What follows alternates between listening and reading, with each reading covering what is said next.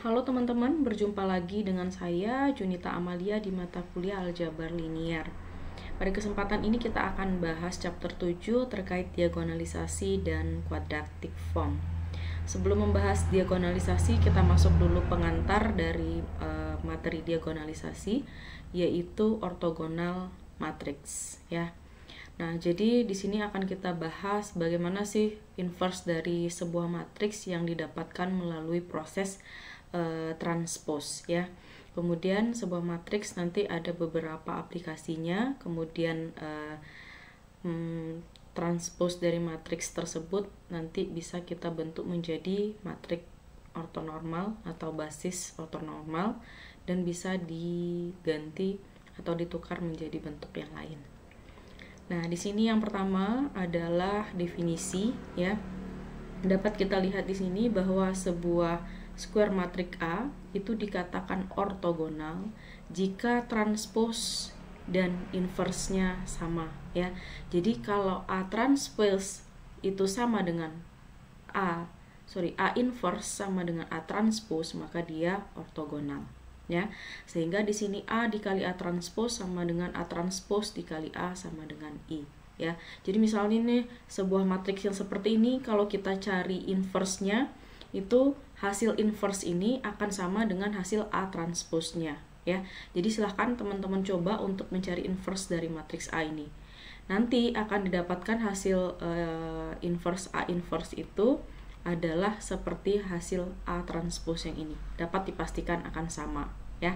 Jadi karena itu di sana A inverse sama dengan A transpose. Jadi nanti nilai dari A inverse-nya itu adalah 3/7, 2/7, kemudian 6/7, lalu min 6/7, 3/7, 6/7, lalu 6/7, 2/7, kemudian min 3/7. Nah, dapat dipastikan nanti hasil dari A inverse-nya adalah matriks ini ya, yang mana ini sama dengan hasil A transpose-nya. Nah, saat A transpose dikali A menghasilkan matriks identitas, maka itu juga merupakan indikasi bahwa dia adalah ortogonal ya. Jadi untuk membuktikan sebuah matriks itu ortogonal, bisa memanfaatkan yang pertama mencari inverse-nya. Jika inverse-nya sama dengan transpose-nya, maka itu ortogonal. Atau untuk lebih mudahnya, boleh untuk membuktikan hasil dari A dikali A transpose atau A transpose dikali A itu sama dengan matriks identitas, maka dapat dipastikan bahwa matriks tersebut adalah matriks ortogonal ya. Jadi itu yang harus teman-teman ingat, syarat dari matriks ortogonal. Jadi bisa dibuktikan dengan A inverse sama dengan A transpose-nya, maka ini pasti akan matriks ortogonal.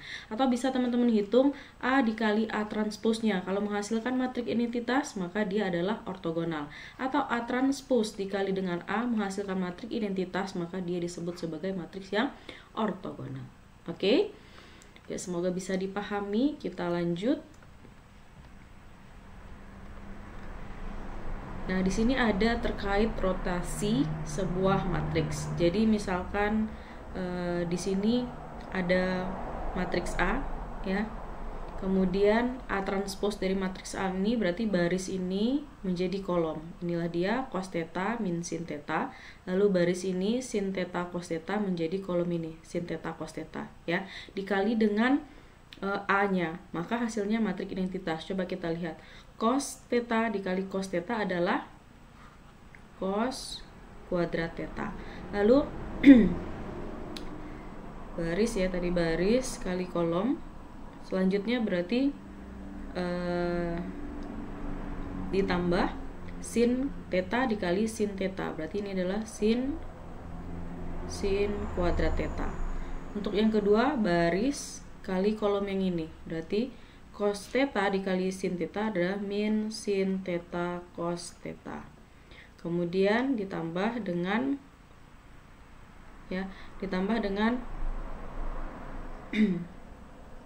sin theta dikali dengan cos theta. Berarti ditambah dengan sin theta cos theta. Ini min, ini plus. Berarti ini jadi 0. Karena itu di sini 0 ya. Lalu kita tahu bahwa cos kuadrat tambah sin kuadrat itu adalah 1. Nah, begitu juga dengan yang bawah. baris kali kolom yang ini. Berarti min sin theta kali cos theta, berarti min sin theta cos theta ditambah cos theta kali ke sini. Tambah sin theta cos theta. Berarti ini hasilnya 0. Kemudian baris ini kali kolom ini. Min sin kali min sin sama dengan sin kuadrat theta, lalu cos kali cos tambah cos theta. Ya, ini juga akan 1 sehingga menghasilkan matriks identitas. Sehingga dapat kita pastikan bahwa matriks A ini adalah matriks yang ortogonal. Ya. Nah, apa itu matriks ortogonal? Matriks yang yang saling tegak lurus ya. Jadi kalau digambarkan ini dia, inilah cos theta sin theta, inilah min sin theta cos theta. Jadi dapat kita lihat di sini saling tegak lurus. Oke, kita lanjut. Nah, di sini akibat dari penjelasan di atas ada teorema 7.11 dan teorema 7.2. Jadi di sini akan ekuivalen untuk ukuran matriksnya n kali n. Yang pertama A itu ortogonal, kemudian row vektor dari A adalah bentuk ortonormal di set R yang mana merupakan Euclidean inner product. Begitu juga dengan kolom vektor A juga bentuk ortonormal ya di Rn dengan Euclidean inner product. Kemudian di sini transpose dari matriks ortogonal adalah ortogonal ya. Kemudian inverse dari matriks ortogonal adalah ortogonal. Kemudian produk dari ortogonal matriks adalah ortogonal. Kemudian di sini jika A itu matriks ortogonal, maka dapat dipastikan determinannya hanya ada 2 kemungkinan, yaitu 1 atau min 1. Jadi kalau misalnya ada soal true false nih yang bilang A adalah matriks ortogonal dengan determinan 7 misalnya. Ya, jadi ada A ini adalah matriks ortogonal, kemudian determinan A sama dengan 7, maka dapat dipastikan bahwa statement ini salah atau false ya. Kenapa? Karena kalau matriks ortogonal maka nilai determinannya hanya 1 atau min 1. Oke, jangan lupa. Nah, selanjutnya di sini contohnya. Ya, contohnya di sini ada matriks A yaitu 1/akar 2, di sini 1/akar 2, lalu min 1/akar 2 dan 1/akar 2. Nah, ini dibilang dia adalah ortogonal matriks ya, yang mana dibilang di sini determinannya 1. Nah, teman-teman bisa hitung nih determinan. Untuk determinan ini berarti karena ukuran matriksnya cuma 2 kali 2 tinggal kali silang lah ya.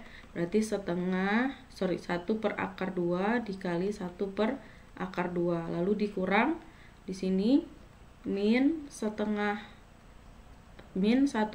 2 kali 1/akar 2. Maka di sini 1/akar 2 kali 1/akar 2 adalah 1/2, lalu min kali min ada plus, kemudian di sini 1/akar 2 kali 1/akar 2 adalah setengah. Berarti setengah sama dengan tambah setengah sama dengan 1, bahwa ini terbukti benar ya. Jadi matriks yang ortogonal determinannya hanya 1 atau min 1 ya. Oke, selanjutnya di sini ada teorema berikutnya. Jika A itu adalah matriks berukuran n kali n, maka akan berlaku A itu ortogonal. Lalu norm dari AX sama dengan norm X untuk setiap X di Rn. Kemudian AX.AY itu akan sama dengan X.Y untuk setiap Y dan X di R. Sehingga berdasarkan teorema tadi juga berlaku hal ini. Jadi S itu adalah ortonormal basis ya dari inner product space V, sehingga di sini US yang terdiri dari U1, vektor U1, vektor O2 sampai UN. Lalu VS di sini terdiri V1, V2 sampai Vn. Maka berlaku norm dari U itu adalah akar dari U1 kuadrat tambah U2 kuadrat sampai UN kuadrat seperti biasa ya. Lalu DUX berarti jarak dari UV. DUV itu artinya jarak dari U ke V, itu adalah akar dari U1 dikurang V1 kuadrat tambah U2 dikurang V2 kuadrat dan seterusnya, seperti rumus jarak seperti umumnya. Lalu inner product dari UV berarti sama seperti yang sebelumnya, yaitu U1 V1 tambah U2 V2 sampai UN Vn ya. Oke, kemudian di sini jika V itu adalah inner product dimensional yang terbatas ya. Jika F adalah transpose matrik dari ortogonal basis V, maka ortogonal lain dari basis V itu adalah P yang ortogonal. Jadi P itu adalah matriks ortogonal kalau dia berada di V.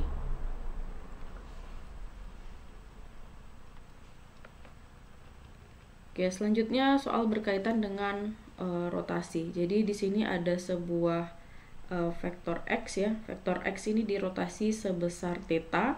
Lalu di sini ada vektor Y. Vektor Y itu dirotasi sebesar theta. Sehingga di sini awalnya titik Q itu adalah X, Y ini. Sekarang titik Q itu akan berubah menjadi X aksen dan Y aksen ya.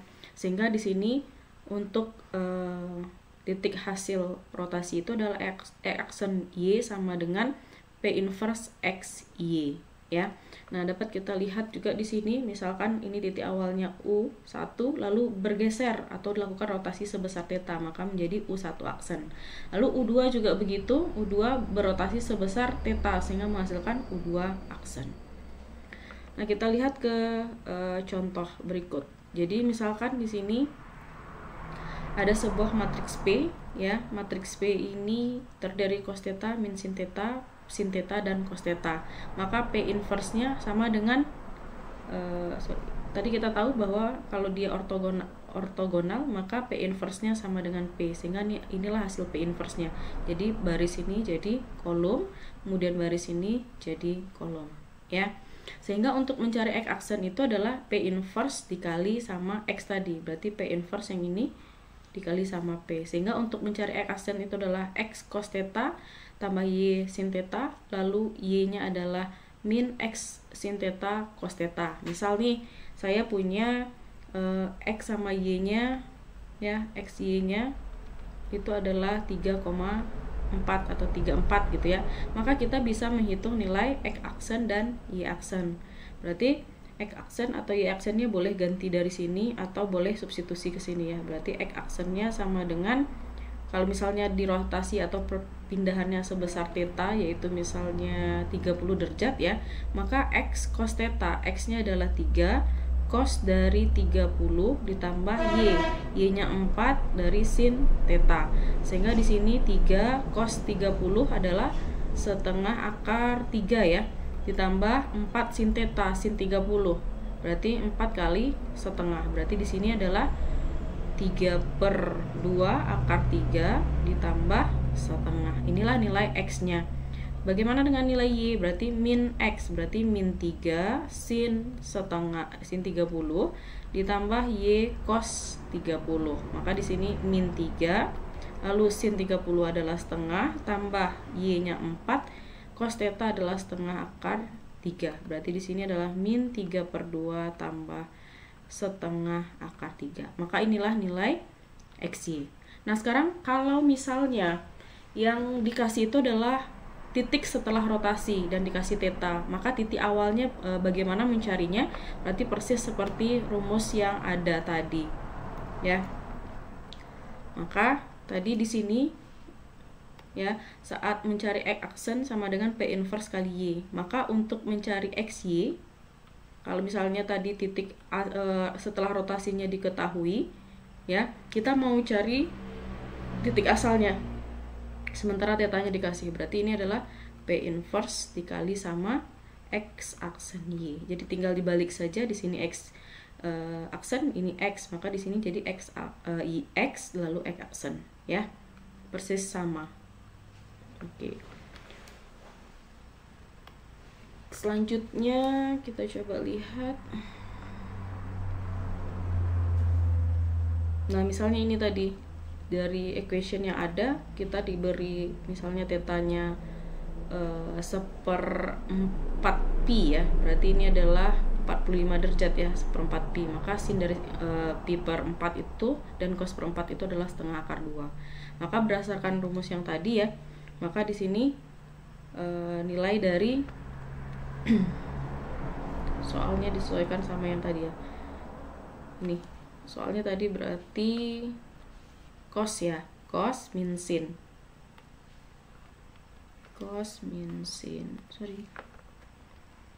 Nah, tinggal disubstitusikanlah ke sini. X aksen berarti X sama dengan cos theta, berarti cos dari 45, berarti cos 45 adalah setengah.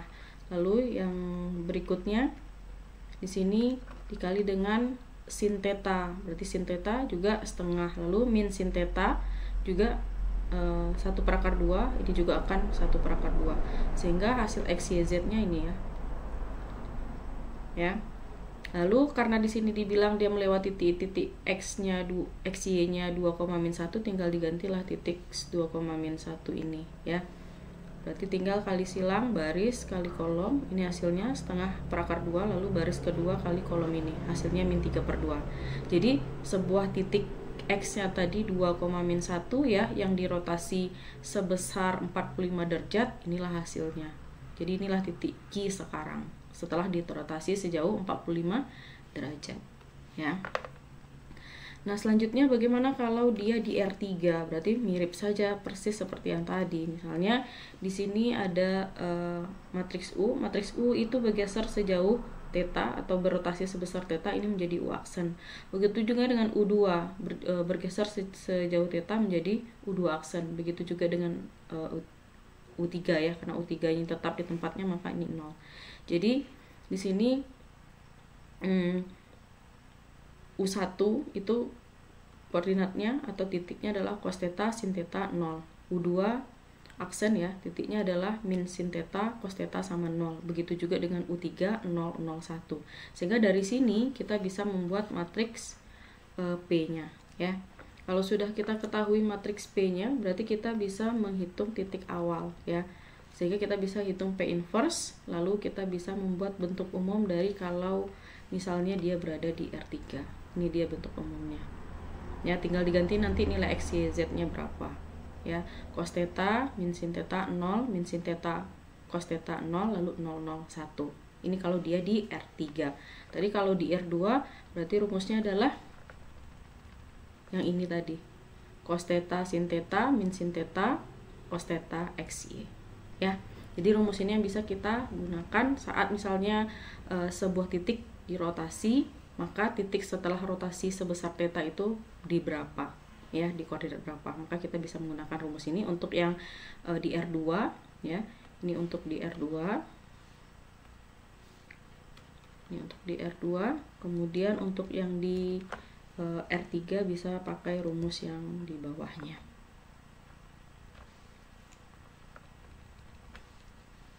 Nah, ini bisa untuk di R3 ya. Oke. Mungkin segitu dulu penjelasan terkait matriks ortogonal yang akan kita manfaatkan di 7.2, yaitu diagonalisasi matriks ya. Semoga bisa dipahami. Kalau ada yang mau ditanyakan silahkan dituliskan di kolom komentar ya.